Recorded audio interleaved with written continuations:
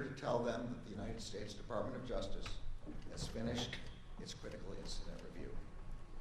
In undertaking this review at the request of the then mayor, the Justice Department committed to using our expertise and independence to assess the law enforcement response to the shooting and provide guidance moving forward. As I told families and survivors last night, the department's review concluded that a series of major failures in leadership, in tactics, in communications, in training, and in preparedness were made by law enforcement leaders and others responding to the mass shooting at Robb Elementary. As a result, 33 students and 3 of their teachers, many of whom had been shot, were trapped in a room with an active shooter for over an hour as law enforcement officials remained outside. I also told the families and survivors how deeply sorry I am for the losses they suffered that day and for the losses they have suffered every day since. I told them that the priority for the Justice Department in preparing this report has been to honor the memories of those who were taken from them. And I told the families gathered last night what I hope is clear among the hundreds of pages and thousands of details in this report. Their loved ones deserve better. The law enforcement response at Robb Elementary School on May 24th, 2022, and in the hours and days after, was a failure that should not have happened. We hope to honor the victims and the survivors by working together to try to prevent anything like this from ever happening again, here or anywhere. I'm now going to turn to the key observations and recommendations of the report. On May 24th, 2022 at 11:33 a.m., an active shooter wearing body armor and equipped with a high-power AR-15 rifle entered Robb Elementary School and began shooting into classrooms 111 and 112, which shared a connecting door. Within minutes, 11 law enforcement officers from the Uvalde Consolidated Independent School District and the Uvalde Police Department arrived inside the school. Hearing continued gunfire, 5 officers immediately advanced toward classrooms 111 and 112. Within seconds, shots were fired from inside the classroom.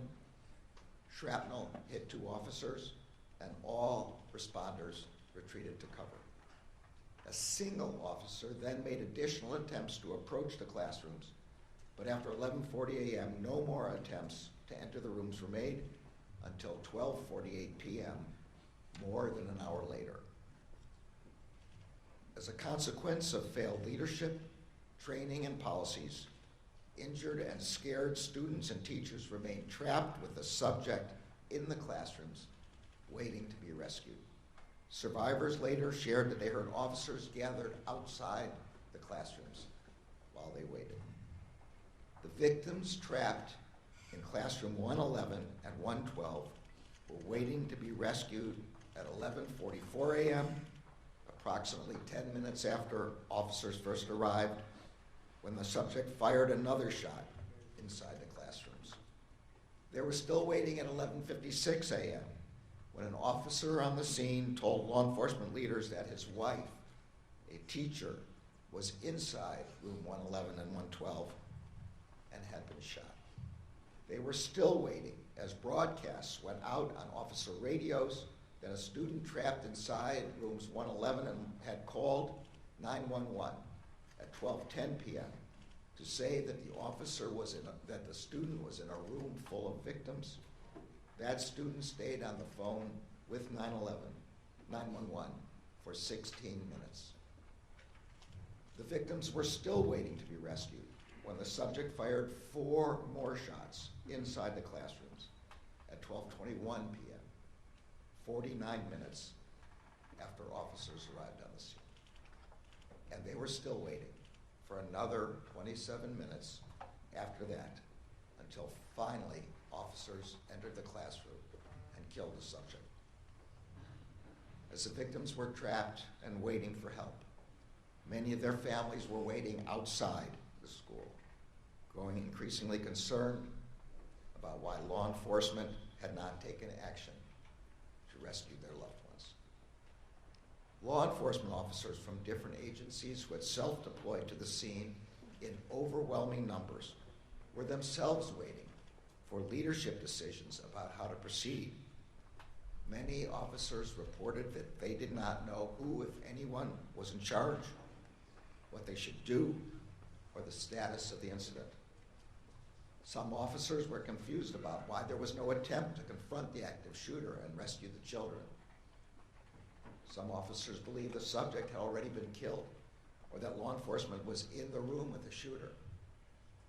75 minutes after the first officers arrived on scene, officers finally entered room 111. The subject engaged the entry team with gunfire, and the officers responded with fire. 77 minutes after the first officers arrived on the scene, and after 45 rounds had been fired by the active shooter, the shooter was killed. The massacre at Robb Elementary shattered families throughout this community and devastated our country. 19 children and 2 teachers were killed. And untold numbers of students, teachers, and law enforcement officers were injured. The law enforcement response to the mass shooting at Robb Elementary was a failure. As the threat posed to our country by mass shootings has grown and evolved over the past several decades, law enforcement's response tactics have also changed. The massacre at Columbine High School 25 years ago, and the 47 minutes it took for law enforcement to enter that high school, marked a major shift in how law enforcement leaders think about responding to mass shootings. It is now widely understood by law enforcement agencies across the country that in active shooter incidents, time is not on the side of law enforcement. Every second counts. And the priority of law enforcement must be to immediately enter the room and stop the shooter with whatever weapons and tools officers have with them. That is the approach responding officers first employed when they arrived at Robb Elementary School.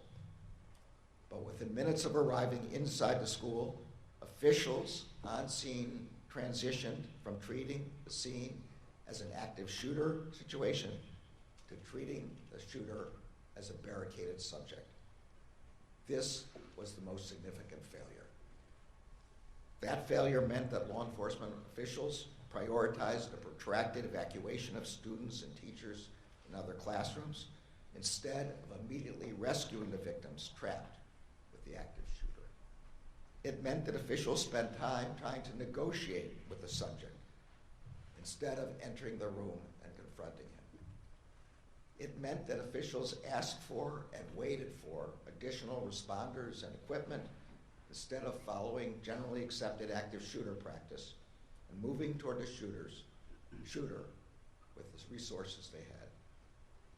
It meant waiting for a set of keys to open the classroom door, which the report concludes was likely unlocked anyway.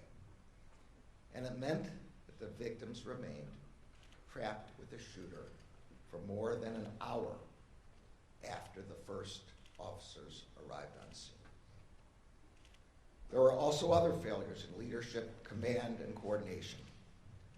None of the law enforcement leaders at the scene established an incident command structure to provide timely direction, control, and coordination among the enormous number of responders who arrived on scene. This lack of a command structure, exacerbated by communication difficulties, contributed to confusion among responders about who was in charge and how they could help. These failures may also have been influenced by policy and training deficiencies at responding law enforcement agencies. Some lacked any active shooter training at all. Some had inappropriate training. Some lacked critical incident response training. And the vast majority had never trained together with different agencies.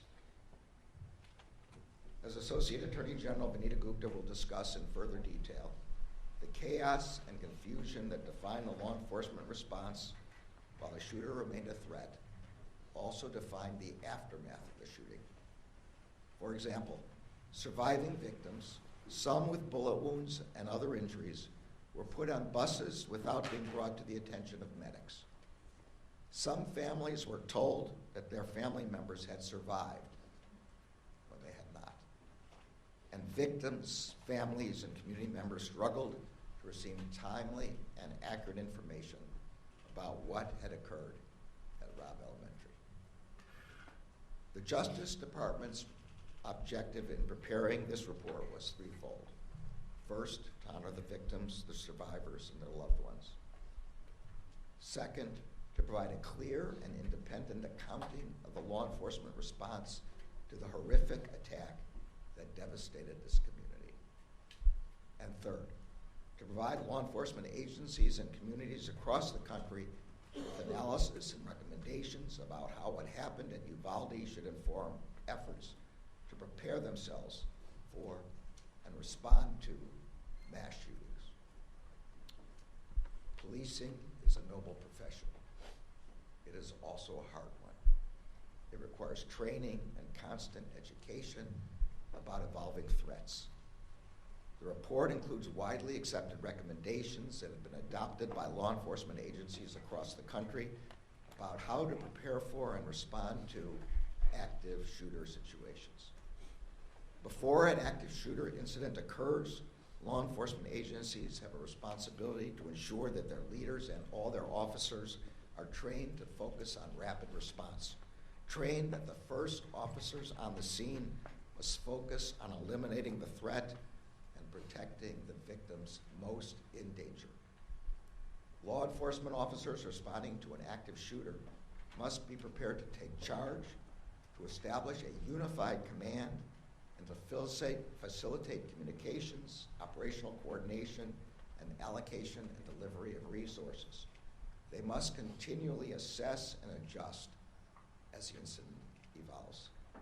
And in the aftermath of a mass shooting, law enforcement and government agencies must provide the public with a sense of trust and confidence by communicating openly, clearly, and compassionately during a time in which many are learning the most devastating news that any human being can receive. The victims and survivors of the mass shooting at Robb Elementary on May 24th, 2022 deserve better. First and foremost, the 19 children and their 2 teachers who were stolen from their loved ones should be here today. They never should have been targeted by a mass shooter. We must never forget the shooter's heinous act that day. And the victims and survivors should never have been trapped with that shooter for more than an hour as they waited for their rescue. The families of the victims and survivors deserve more than incomplete, inaccurate, and conflicting communications about the status of their loved ones. This community deserved more than misinformation from officials during and after the attack. Responding officers here in Uvalde, who also lost loved ones and who still bear the emotional scars of that day, deserve the kind of leadership and training that would have prepared them to do the work that was required. Our children deserve better than to grow up in a country where an 18-year-old has easy access to a weapon that belongs on the battlefield, not in a classroom. And communities across the country and the law enforcement officers who protect them deserve better than to be forced to respond to one horrific mass shooting after another. But that is the terrible reality that we face. And so it is a reality that every law enforcement agency in every community across the country must be prepared for. No community and no law enforcement agency should have to face that threat alone. That is why we came to Uvalde, and that is why we are releasing this report. The Justice Department remains committed to working in partnership with communities across the country and with the law enforcement agencies working to protect those communities every day. In particular, we stand ready to help communities and agencies prepared to respond to a terrible incident like the one that occurred here. We have concluded the department's review, but we know that the work of healing here in Uvalde is only beginning. We are humbled and grateful to stand with this community as you remember and honor your loved ones. I will now turn the podium over to Associate Attorney General Vanita Gupta. Her leadership has been key to the department's efforts to conduct an independent, fair, and comprehensive review of the horrific mass shooting of May 24th and its aftermath. I am also grateful to the entire Critical Incident Review team and to the department's COPS office and to the leadership of Hugh Clements for their tireless work. Vanita.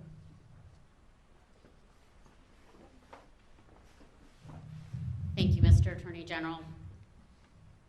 It is hard to look at the truth that the law enforcement response on May 24th was an unimaginable failure, and that a lack of action by adults failed to protect children and their teachers. But we cannot look away from what happened here. We cannot look away from these children, and we cannot look away from what happened in Uvalde. On May 24th, 2022, this community lost 19 beloved children and 2 cherished teachers at Robb Elementary School. In the days and weeks following, this community also lost a sense of faith and trust in their own neighbors and institutions as they tried to make sense of what happened on the 24th and were unable to get the answers they needed. During that time, the then mayor of Uvalde called me to ask the Justice Department to conduct an independent review of what had happened and what went wrong on May 24th and in the days that followed. Shortly after, the Justice Department began its review. The Attorney General just gave a sense of the detailed timeline that we have laid out and the cascading failures that occurred over the course of 77 minutes between when law enforcement arrived on the scene and when they finally entered the classroom. But we also know the pain and the failures and missteps did not end when law enforcement finally entered the classrooms and rescued the survivors. It continued at minute 78, when it became clear that because there was no leader, there was no plan to triage the 35 victims in classrooms 111 and 112, many of whom had been shot. Victims were moved away without precautions. Without appropriate precautions, victims who had already passed away were taken to the hospital in ambulances, while children with bullet wounds were put on school buses without any medical attention. In the commotion, one adult victim was placed on a walkway, on the ground, outside to be attended to. She died there. The reunification and notification process for families was similarly chaotic, and as some of the families described, truly deeply painful. During and after the 77 minutes, families and survivors received unclear and sometimes conflicting information about where to go to reunite with their loved ones. Many family members waited at the school for hours without status updates, not knowing where their children were, if they were safe or hurt or even alive. Families searching desperately for their loved ones were sent to different places all across town: the high school, the civic center, the hospital. Some of these details are gut-wrenching. Families hearing about the need for autopsy results as the first indications that their loved ones may not have survived. At one point, hours after the shooting, an official incorrectly told families waiting for their children at the civic center that an additional bus of survivors was coming. It did not. Inaccurate and inconsistent public communications, including social media posts and press conferences, only made things worse. At 12:06 p.m., law enforcement posted on Facebook reassuring parents that, quote, students and staff are safe in the buildings, close quote. That false reassurance was never corrected. An hour later, law enforcement inaccurately posted on social media that the shooter was in custody. That post, too, was never corrected. Both impromptu and scheduled news conferences and media engagements contained inaccurate, incomplete, and at times conflicting information. Mirroring the failures of the law enforcement response, state and local agencies failed to coordinate, leading to inaccurate and incomplete information being provided to anxious family and community members and the public. We also know the pain following a tragedy like this endures, and that the support this community needs has often been missing. And we cannot talk about what happened at Robb Elementary School without reckoning with the fact that this tragedy took place somewhere all children should feel supported and cared for and safe. Our report documents missteps in school safety preparation that contributed to this tragedy, including that the campus safety plan was effectively a template and included security measures that were not even available at Robb. That there was a culture of complacency around locked door policies with interior and exterior doors routinely left unlocked, and that confusion over where to find a master key to unlock classroom doors contributed to the significant delay in entering classrooms 111 and 112. As I made clear last April when I came to Uvalde to meet with families, and as we reiterated to families last night, this report not only looked backwards, but also identifies lessons learned and recommendations for other communities to prevent something like this from happening again. No law enforcement agency or community can assume that what happened here, or in Newtown, or in Parkland, or in Columbine can't happen in their community. That is our reality. This report offers 273 recommendations for law enforcement agencies and other officials in every community. That includes a series of recommendations for law enforcement and government agencies preparing for and responding to mass shooting incidents and active shooter incidents as they occur. In the immediate aftermath of an active shooter incident, law enforcement leaders must continue to provide guidance and direction to all first responders, including triage planning to ensure that emergency personnel can access victims as soon as possible. Law enforcement and government officials must provide proactive, timely, and accurate information, notifications, and give community members as much information as appropriate at any given time to help avoid or mitigate rumors, uncertainty, and unnecessary worry. If an organization shares incorrect information with the public, it should be open about it and correct that mistake.